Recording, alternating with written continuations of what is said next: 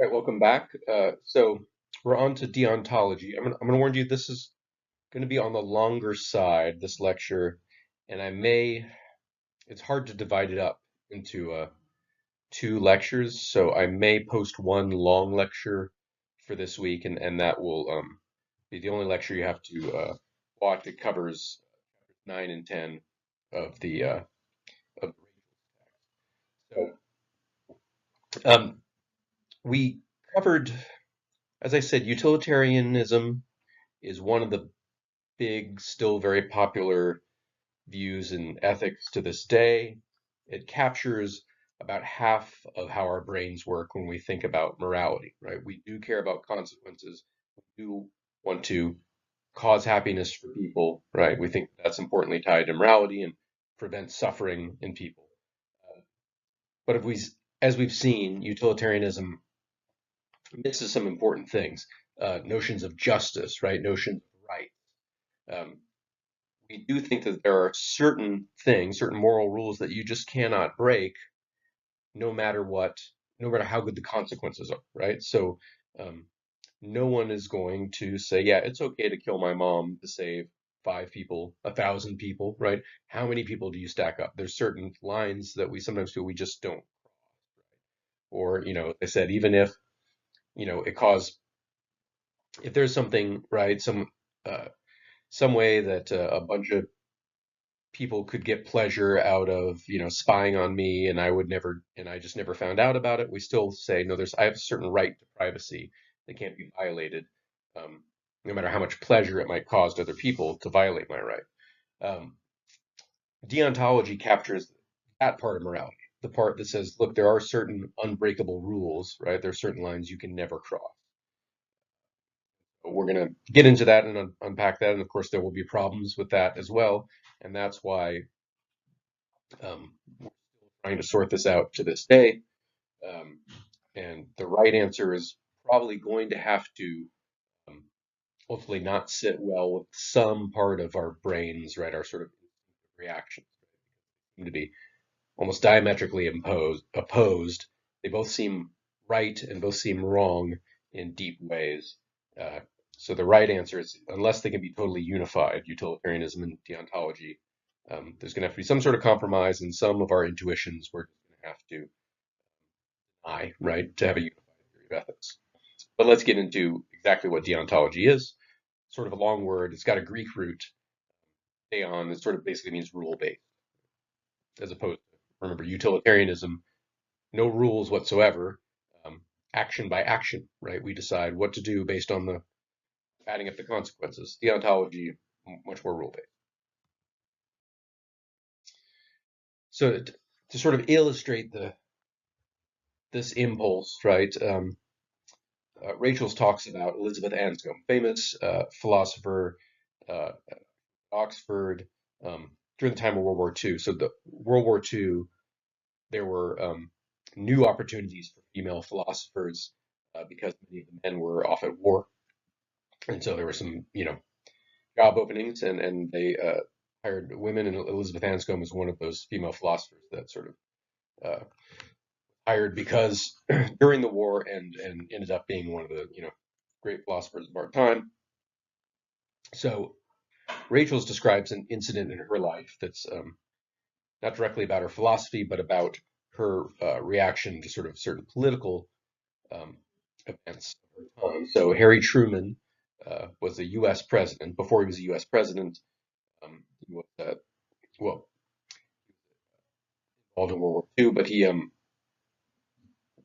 took over after Roosevelt left off. So FDR was president for 4 terms, right? He's the only president we've had for more than 2 terms. It was after Franklin Delano Roosevelt left office that we made the rule that you can only stay president for 2 terms. Um, but so Franklin Delano Roosevelt was the president during World War II, and then Harry Truman took over for him, right? So this is sort of the end of World War II. And so the Allies, which was the U.S. and Britain and Russia at the time, were all fighting against Germany and Italy, and we were well on our way to winning. Right, the war in Europe was pretty much over.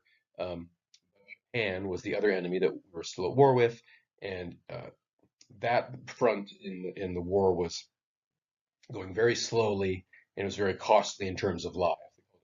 Island hopping, right? There were all of these islands in the South Pacific that the Japanese had taken, and we had to take back one by one, and fighting was brutal, right?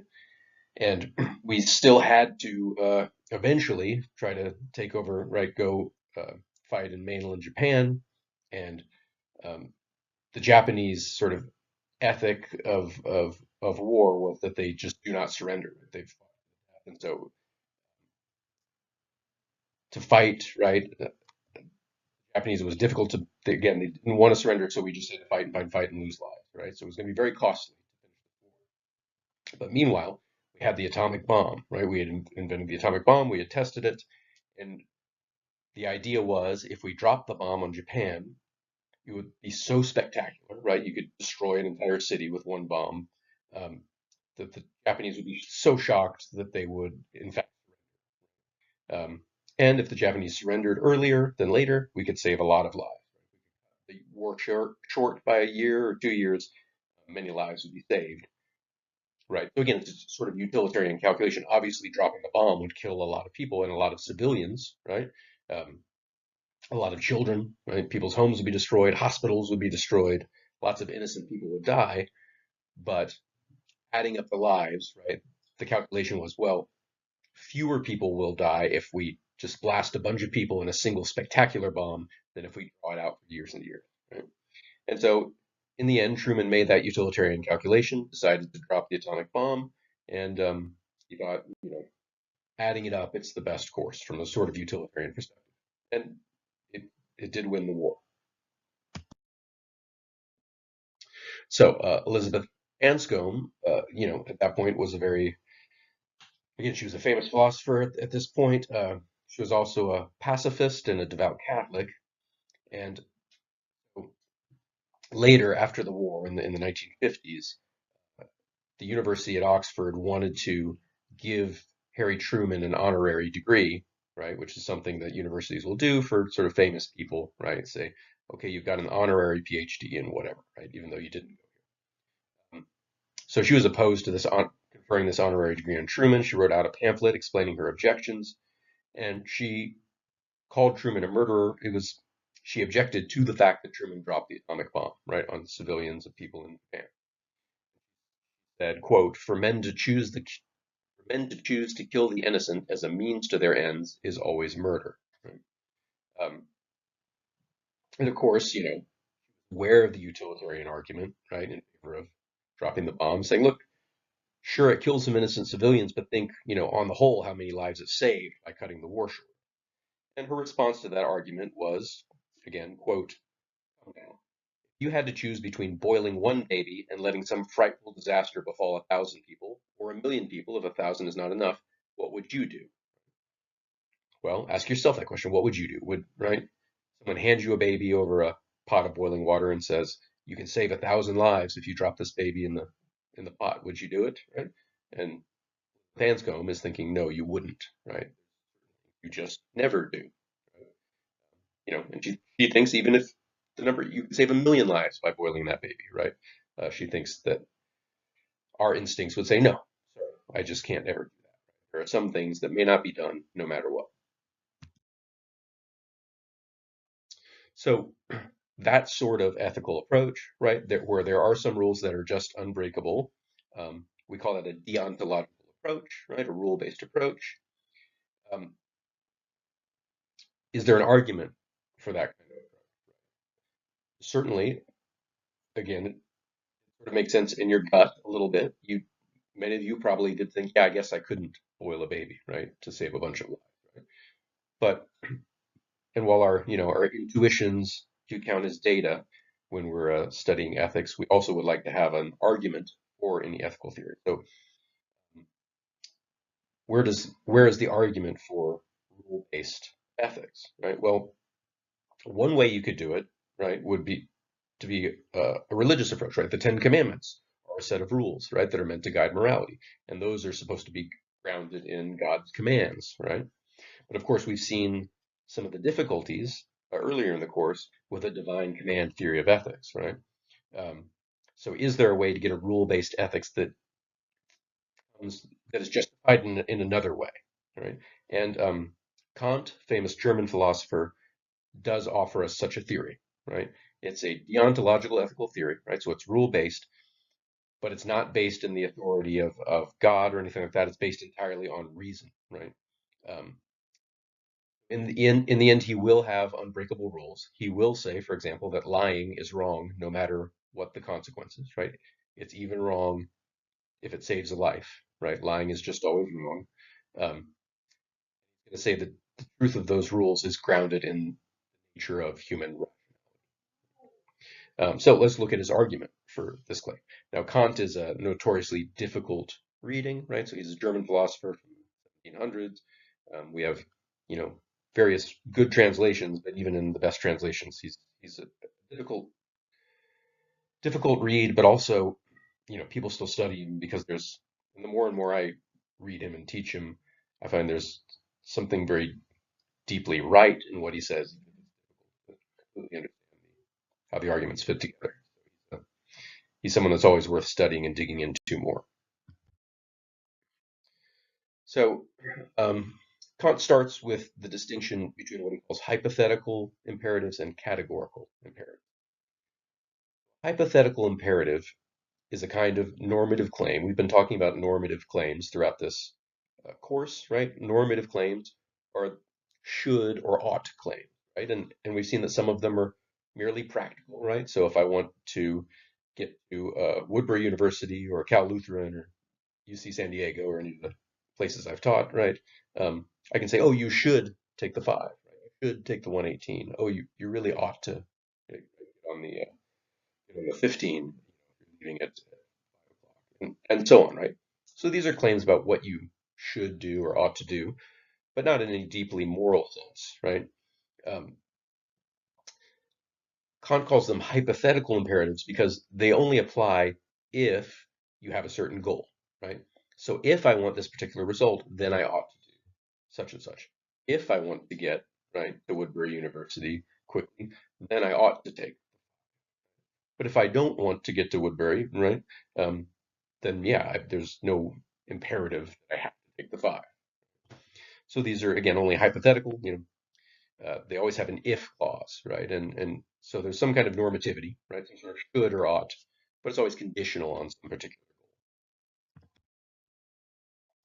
But the other types of normative statements, right? The other types of imperatives he calls categorical imperatives, and those don't have the if part, right? They're not contingent on some particular goal that you might have. These are the moral imperatives, right? So these are imperatives like do not lie, period. Do not steal, period, right? Not saying, if you want people to like you, don't lie, right? If you don't want to go to jail, don't steal. It's There's no if part of it, right? It's not even if you want to be a good person, do X. Moral rules are simple in that way, and they apply to everyone, regardless of your particular goals, right, or desires, right? Um, and that's why, if you steal or murder, we put you in a jail, right? Even if you don't care about following the moral rules, right? They're not contingent on any particular goal you have. Everyone has to not murder. Everyone has to not. So again, the idea will be that moral rules follow from the basic laws of logic or laws of reason, right? Now, with the hypothetical imperatives, fairly straightforward why this would be the case. So, yeah, if I have a certain desire, if I desire to get to Woodbury University, right, at the quickest possible way, then it would be rational to take the 5, right? That sort of makes hypothetical imperatives follow rules of reason. If you have a certain desire, right, and you understand the best way to achieve that desire, then you ought to do that.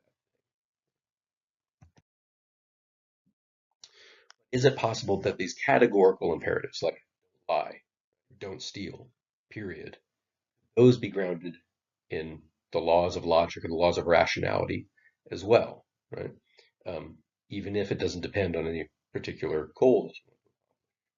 And Kant argues that yes, this is the case, that these categorical imperatives, in fact, follow from one single categorical imperative, And this categorical imperative basically establishes the rational nature of morality. Let's start with the categorical imperative comes in a couple different versions. Kant seems to think that they're equivalent, right? Um, but let's start with the first one. The first one says, and we'll explain what these words mean, right? Because it's a little hard. Act only according to that maxim by which you can at the same time will that it should be a universal law. By maxim here, he means rule, right? Um, so it goes something like this. Suppose that you're going to do something, anything. You want to know if it would be morally right to do that. Well, then you first ask yourself, what rule or maxim would I be following if I did this thing? Then you ask yourself, would I want everyone to follow that rule all the time, right? Would I will it to be a universal law? If the answer is yes, then it's moral and you should do the thing. If the answer is no, that I would not want everyone to follow this rule all the time, it's immoral and you shouldn't. So here's one example, right, of the categorical imperative. Again, it's sort of the most general rule that will generate all of the moral rules. So suppose you need some money, right? You're short on your rent. You really need just $100 this month. You ask your friend, hey, could you please lend me $100? But you also know you're not going to be able to pay it back. Go behind, right? That by the time you pay your rent and you make your next $100, you're going to owe it for next month's rent. And but you also know that if you told your friend the truth, they wouldn't give you $100, right? The question is, should you make a promise to your friend to pay them back, right? So that you can get the $100, even though you know you won't. Well, according to the categorical imperative, there's two steps. First, ask yourself, what maxim would I be following if I did this, right? If I made a false promise to my friend, would the rule be something like, it's okay to make a promise you know you won't keep if it benefits you in some way or something like that? Um, okay, so that's the rule, right? You're saying, oh, it's okay to break promises, if it'll help you out. And now you ask yourself, okay, would I want that? Would I want that maxim to be a universal law that everyone followed all the time? Um, or more properly, could I will that? Could I make that a universal law? Would it even be possible for that to be a universal law? Um, well, let's imagine what the world would be like if everyone always made promises that they knew they wouldn't keep. What would happen to the practice of promising, right? Would anyone believe anyone's promise? Not, right? And if no one believed anyone's promise, would anybody lend you money, right? Would anybody take your promises seriously? Would there even be any point in promising? And would people just pretty much stop making promises? Right? No one believes them, no one keeps them. The point of even having this practice of promising. Um, the whole practice of promising would just sort of collapse into incoherence or pointlessness, right? And to Kant, that's a sort of irrationality or incoherence, right, that is packed into the idea of making it a universal practice to break promises. You can't even really conceive of a world where everybody breaks promises all the time because there wouldn't be promises anymore, right? Because what would be the point? So he thinks breaking promises is immoral because it's irrational because you can't make it universal, right? It becomes incoherent if you make it universal. So in that way, acting immorally is acting irrationally, right? It's acting in a way that can't be universalized. Let's try another example, see if we've got this. Right? So, what about lying, right? So, suppose I'm thinking about lying about something, right? I don't know. You are right. You're turning in an assignment late, and you thinking about sending me an email, lying and saying that um, whatever you really. Okay, so you ask yourself, is it moral for me to do this? Is it moral to lie to my professor? First step, right? There's two steps to running this through the categorical imperative. First, I ask, well, what maxim would I be following, right? What rule would I be following And it would be something like, it's okay to lie if you can get something out of it. And then the second step is you ask yourself, okay, could everyone follow that rule all the time? Um, well, imagine a world where everyone just lies all the time whenever they feel like it. Uh, would anyone believe anything anyone ever said, right? Um, and how can human beings really communicate if they don't, on a base level, assume that people are, for the most part, telling the truth, right? That seems to be a prerequisite for communication to exist, is that we, most of the time, obviously we know people can lie sometimes, but we think the basic assumption is that when I'm telling you something, I actually believe that thing. Right? But if I universalize the maxim of lie whenever you want, um, it seems like we wouldn't be able to have that assumption that people are telling the truth, and it seems like all communication would break down. And again, communication breaks down, then there's no lying, right? If the whole point and the benefit to lying is people are assuming you're telling the truth, right? But if no one's assuming you're telling the truth, then you can't get anything out of lying. So again, by universalizing, right, this maxim and assuming it's a world where everybody follows it, the whole thing breaks down and there's no point in lying anymore anyways. So again, Kant thinks this in some way shows that moral behavior is ultimately irrational, right? I'm curious what you think, definitely in the discussion, right? I'd love to hear whether you think this approach to ethics can work, right?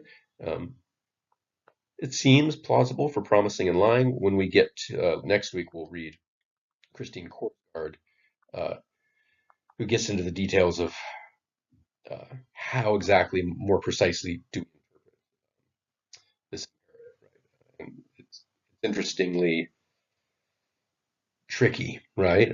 There's something appealing about it, right? That it makes morality an issue of rationality, but it's a little hard to work a little preview. Um, what about murder, right? Can you make murder somehow irrational if everyone did it? I don't know. Think about it. Write about it in this. Okay. So Kant then seems to think, at least, for promising, right? Promising is immoral, and you shouldn't, sorry, not promising, breaking promises is immoral, right? And you shouldn't break promises because, again, you can't universalize incoherence. Lying is immoral, again, because you can't universalize it without incoherence. And period, right? That means don't break promises and don't lie, ever, right? So if you think about it, that's sort of extreme, right? So imagine, you're in Nazi Germany, right? Now, Kant was long before World War II, right? A couple hundred years. Um, but imagine you're in Nazi Germany and, you're hiding a Jewish friend in your home. The stormtroopers, the SS come to your door, knock on the door. Do you have any Jews in your house? What do you do? Do you lie? Right? Do you say, nope, no Jews here? Well, Kant would say, no, you need to always tell the truth. You can never lie, right? It's immoral, and morality is a unbreakable rules, right? You'd have to, again, the categorical imperative, right? You'd realize that, yeah, I can't universalize lying. Um, and so it's moral. I shouldn't lie. Right? Um, but that might strike you as a little extreme, right? Surely, a little white lie, as we say, in order to save a life, right? What would the utilitarian say? The utilitarian would say, yes, for God's sake, lie, right? Life is so much more important than a little lie. But Kant would say, no, yeah, you can't lie. Um, Now, maybe there's a way out for Kant, right? And Elizabeth Anscombe pointed this out, right? Now, Kant himself, if you read his writing, he is on the side of no, you should never lie. He thinks that's what his approach to ethics entails. But Anscombe is sort of coming to Kant's aid despite Kant, right? And saying, well, look, Kant, you don't have to be that severe, right? Um, it could still be rational and universalizable. It all depends on how you formulate the maxim that you're trying to universalize, right? So lie whenever you want. Sure, yeah, that seems like that would be hard to make it so that everyone followed that. But what about something like lie when it would save an innocent life? Seems like everybody could follow that rule, right? There wouldn't be any sort of like breakdown in communication or incoherence. It wouldn't come up very often in the first place, right? Seems like everyone could do that. So why can't that be the rule you're following, right? It seems like Kant's approach is very sensitive to how you formulate the maxim that you're trying to universalize, right? So Kant considers this kind of situation, this kind of problem. Of course, it was long before World War II, but let's keep the Nazi example, just even though that wouldn't historically be what Kant. But he says something like um, the problem with uh, trying to make exceptions and lie when you think it would save a life, when it would have good consequences, is that you never really know what the consequences are going to be, right? So suppose you do lie, right? Maybe the SS officers would leave and everything would be okay, right? But maybe not, right? Maybe they would just storm the house anyways, right? And then maybe they would kill you as well as your friend, or maybe, unbeknownst to you, your friend slipped out the back and you lie and you get the SS officers to leave, and then they just catch your friend in the street. Kant's bigger point is like you can't know the consequences of your actions, and so you shouldn't be basing morality on consequences. Um, and you could offer a similar objection to Truman's dropping the atom bomb, right? He sort of gambled, dropping this bomb on a bunch of civilians, hoping that the Japanese would surrender, but he didn't know that would be the case for sure, right? For all we know, that could strengthen their resolve, and then he would have destroyed civilians, an entire city of civilians, and would have had to fight the lengthy land battle on top of it, right?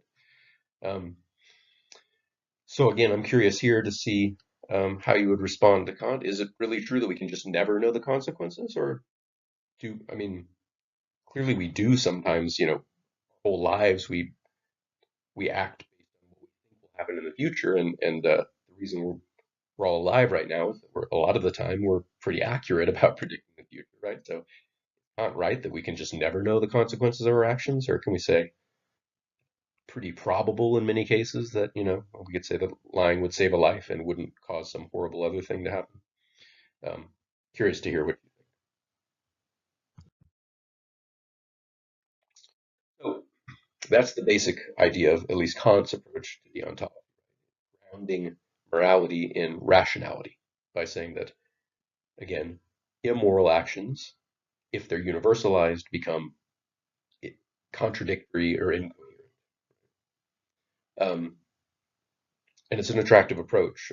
And half of philosophers are utilitarians, half of them are Kantians, and I think our brains are split in the middle in that way too. But there's a number of, serious problems for deontology that there are for utilitarianism. One problem is if moral rules are unbreakable, right? What would happen if two unbreakable moral rules conflict with each other, right? So that by following one, you break the other and vice versa, right? Seems like it's entirely possible that that could happen, right? Um, Elizabeth Anscombe was married to another philosopher, Peter Geach. Peter Geach argued that even though it's possible in principle, he thinks God would never ever let such a situation happen. So, because God wants to make sure that everything is, perfectly rational, he would just, I don't know, intervene or design the universe so that you would never be put in a situation where, like, whatever, don't lie and don't kill would somehow both be demanded of, if you lied, then you killed, or sorry, didn't lie, then you ended up killing, and if you didn't kill, you ended up lying, or something like that. He thinks God would never put you in that situation. Um, but I mean, historically, it seems like exactly these sorts of situations have occurred, right? So, we can just go to our Nazi example, right? So you could think of that example as a conflict between two arguably more basic moral rules, like one, don't lie, and the other is, you know, don't help people murder innocent people, right? If you lie to the stormtroopers, you're lying, that's bad. But if you tell them the truth, then you're helping them murder somebody, and that seems like it should be bad too, right? And there are documented this happening in World War II, right? There were Dutch fishermen attempting to smuggle Jews out of the country in their boats, and they were, regularly inspected by the Nazis, and they would have to lie to the Nazis or facilitate the murder of innocent people. So it does seem like God allows rules to conflict, and it does seem to be a serious problem for deontology. Can you not break an unbreakable rule when they conflict?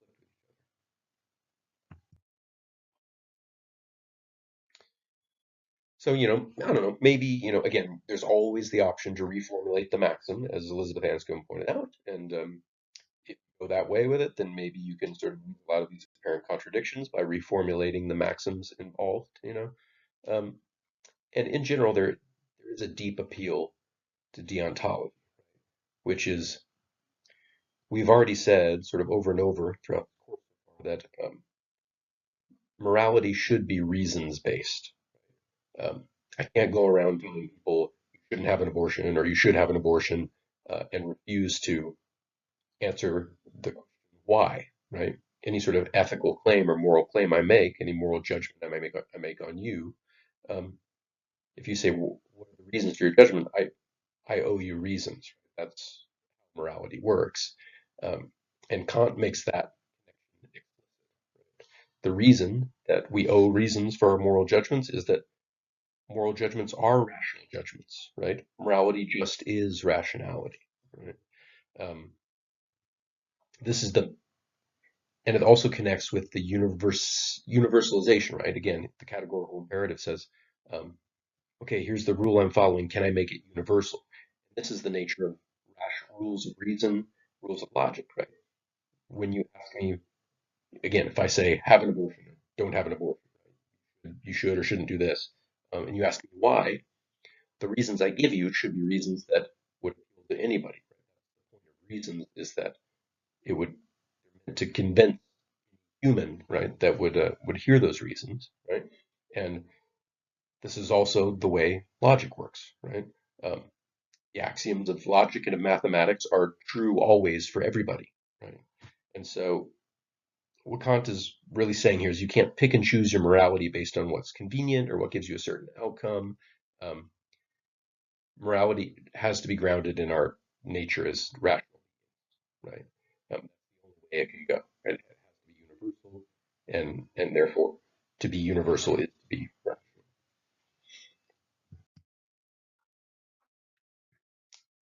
Um, but does that mean that the rules can never have exceptions, or does that take it a little bit too far? Again, to be rational, to be reasons responsive, really only means that if there's an exception to the rule, there should be a good reason for that exception, one that everyone would accept. And it seems like lying to prevent the murder of an innocent person is a perfectly reasonable exception to don't lie. Um, Everyone would accept, yeah, that's a good exception. Right? And again, it seems like, of course, as long as it's universalizable, that's not a problem for Kant. Even though Kant, the historical figure, said, no, no, don't lie, it doesn't have exceptions. It seems like you can really, and again, so there's Kant the person, and you can be a Kantian that broadly agrees with his arguments, but sort of place in the historical Kant, and that's sort of what Anscombe does when she says, look, we can really, we can work with these maxims, and maybe the relevant maxim here is don't lie unless you get saved an innocent life. Wouldn't everyone agree to that? Seems universalizable, right? Doesn't seem to be a problem. Historical Kant. So remember I said there were different versions of the categorical imperative. So far I've just been talking about the first one, right? That deals with for any given action, what maxim are you following? Could that maxim be universalized?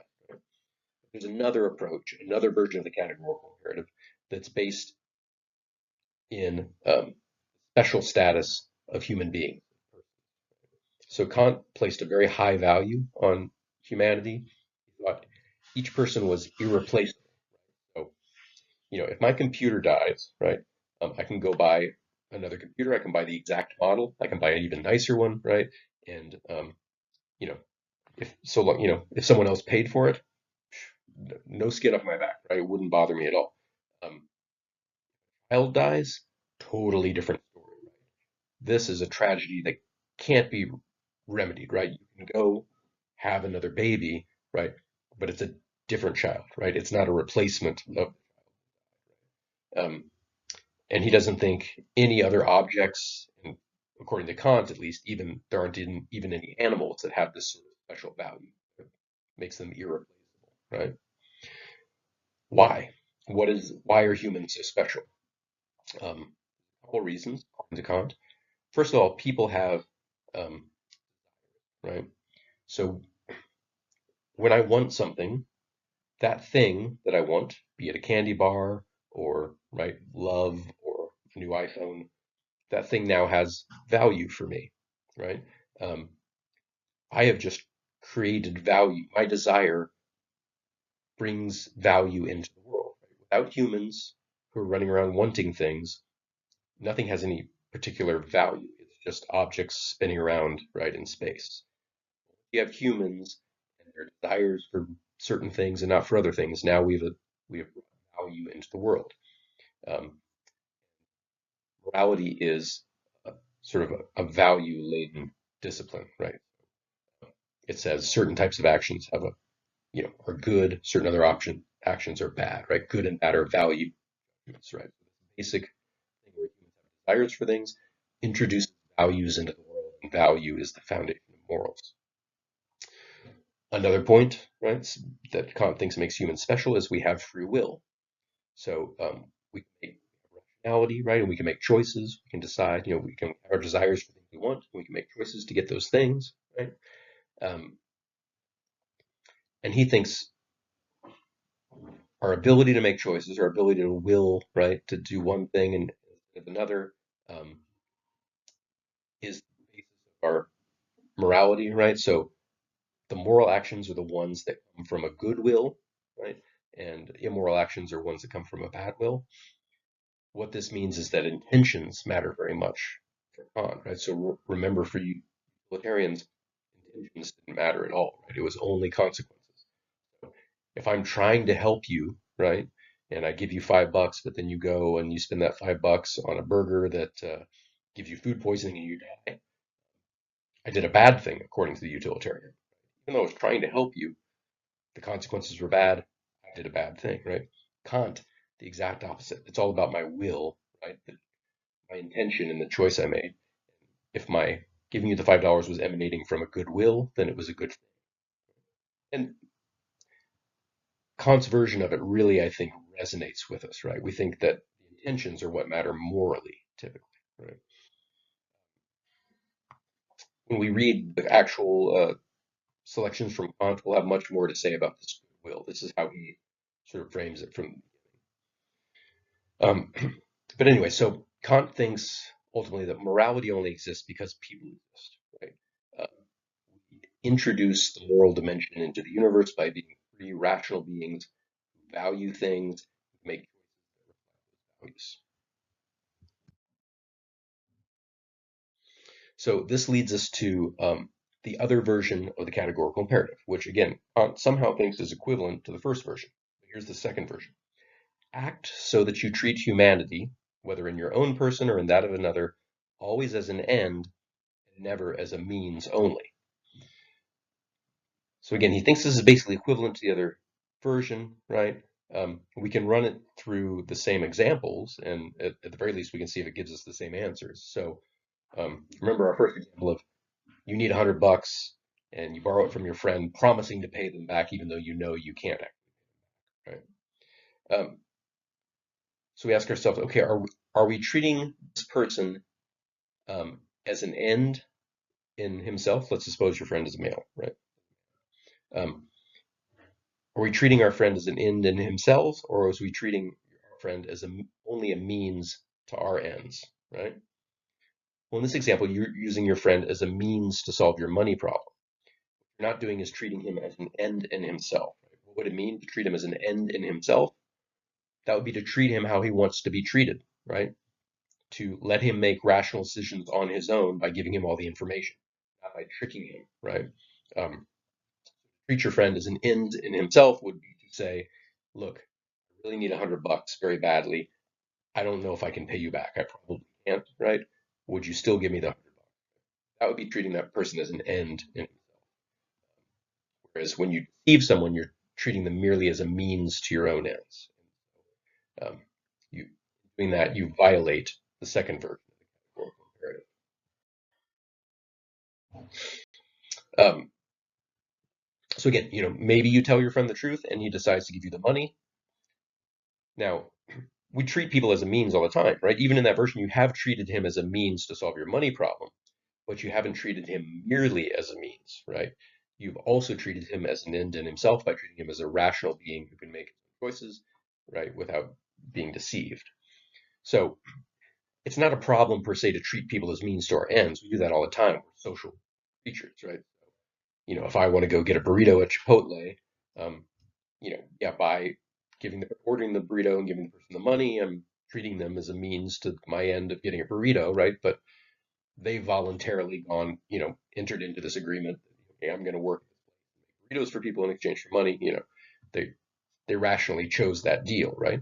In a sense, you're using me as a means to get your degree, but I chose this job, right? In addition to treating me as a means, you're also treating me as an end in myself. So as long as somebody has, freedom of choice to use their rational faculties, then you're not treating them only as a means. But if you use force, deception, or coercion, now you're taking away their free choice, um, deceiving them about uh, what choices they have, right? And this is actually true of yourself as well, right? So Kant thinks that you can yourself only as a means and fail to treat yourself as fully human, right? Addiction or bad habits, laziness, drug addiction, whatever. Um, you're not treating yourself. Also, suicide, right, is morally wrong. You're not, in some way, you are not um, the value you have as a human being. Now, interestingly, Kant ends up a little bit sort of libertarian in some ways, right? So he thinks that paternalistic laws are wrong. So drug laws that restrict what a person can do, for themselves without harming anybody, right? So, law that says you can't smoke pot ever, um, Kant was saying that's treating people as a means to your ends of like having a drug-free society, right? But he thinks it would be up to each person, and maybe it should be wrong for them to do drugs, but you can prevent them from doing it if they're not harming anybody, right? Seatbelt laws, like helmet laws, things like that. If you're only harming yourself, he doesn't think that you should be coerced, right, into acting in certain ways. And this also has interesting consequences for his view about punishment, right? The utilitarian approach and the Kantian sort of deontological approach uh, have very different uh, approaches to criminal justice. So um, Jeremy Bentham argued this explicitly, and anybody who understands utilitarianism would make sense. For them, punishment, right, putting someone in jail is inflicting pain, right? That's bad. It's pain is bad, period, right? So sentencing someone to jail, even for murder, in itself, the jail term has no value, right? It's got a negative value. It goes in the pain column, right? So the only reason you would ever sentence someone to jail, even for murder, would be if the pleasurable effects outweighed the pain involved. So utilitarians, when they justify, jail sentences, it's something like, well, the consequences in the long term will be good. We've taken this murderer off the streets, so he can't cause any more pain. And also, we're going to try to rehabilitate him so that if we let him out eventually, he'll go around creating more pleasure and less pain. And for the utilitarian, it's always forward looking. Whatever murders the person committed in the past, that's in the past. We can only think about the future, decide how to treat that person. And some people truly believe that, right? But it's a little bit at odds that our sort of instinctive and traditional view about justice is sometimes retribution, right? Sometimes we think that part of the point of punishment is to make the wrongdoer suffer because they've made someone else suffer, right? An eye for an eye. So people that are in favor of capital punishment, it's retributive, right? Um, Capital punishment doesn't accomplish anything that life in prison wouldn't accomplish as far as consequences. what it accomplishes is retribution, right?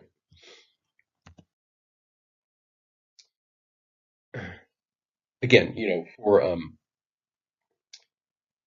right, for the utilitarian, lots of kinds of punishment can be justified as for their future effect, right? And, in fact, we call it the Department of Corrections and Rehabilitation, right? That's implicitly sort of a utilitarian approach. Well, the point of jail is not to punish so much to punish someone for the bad stuff they did, but to fix them in society, and they'll go do good things. Um, and maybe that's true, right, from a utilitarian perspective, but Kant has a interesting perspective on it as well that I find sometimes more and more convincing every time I read it. Right, so Kant doesn't like this sort of corrections, rehabilitation approach to right. Um, and he thinks it's violating the second version of the categorical imperative. You're treating the criminal as a means to some end, right? You're treating the criminal as somehow to sort of tool, right, to be rehabilitated to then go out in the society and produce pleasure, right? Um, we're trying to change the prisoner to suit us rather than giving the prisoner a choice to do the right thing. Um, thinks that straightforward retribution is the right approach, right? Whatever was taken from the victim should be taken from the criminal up to and including life, right? Um, he thinks that that's the only way that you can treat, right, the criminal as an end in him or herself. Why? Because we're treating that criminal as a rational being, right, that made a choice and faced the consequences, right? We're not treating them like an animal to be trained, right, to be docile in society, right? He says, okay, Mr. Criminal, right, you're grown up, right? You knew, right, the difference between right and wrong. You chose to steal or kill. Um, so we're choosing now to from you what you've taken from us. We're not going to try to coerce you or brainwash you into being a good citizen, right? We're assuming that you were already a rational being and you just made it, right? You can kind of view it as sort of the dark side of the categorical imperative, right? So in choosing to kill, right, I've implicitly said, okay, I've got some sort of maxim that I'm operating by, saying something like it's okay to murder, or it's okay to take life if you want to, and I implicitly sort of decided that I'm going to universalize that, right? Even if the even if the criminal wasn't never read Kant, the first version of the categorical imperative, um, Kant says they've committed to something like that, committed to a world where um, everybody murders, right? And he says, okay, if that's the world you choose, then that's the world you're going to live in, and you're going to get killed. Um, so it's kind of harsh, right? But in another sense, it's treating humans as right fully rational fully grown up beings, right? Instead of treating them like children or animals, right? Be manipulated into behaving right. He's saying, okay, you know how to behave right, and you chose. Here's the consequence. An interesting approach. Whether or not you believe it, at least he's given us sort of a logical, rational basis for that part of our brain that really does survey people. There really is a lot of people do think that there's a retributive element to justice. So I've gone on sort of long enough. This didn't end up quite as long as I thought. We're definitely under an hour, but this will probably be the only lecture week because it is important material, and I want you to watch it slowly, watch it twice, maybe, right? Read the two chapters carefully, and we will next week get into the actual writing by Kant, and then an article by Korsgaard where she tries to analyze and make sense of it, which I understand can be difficult reading. But do take the time.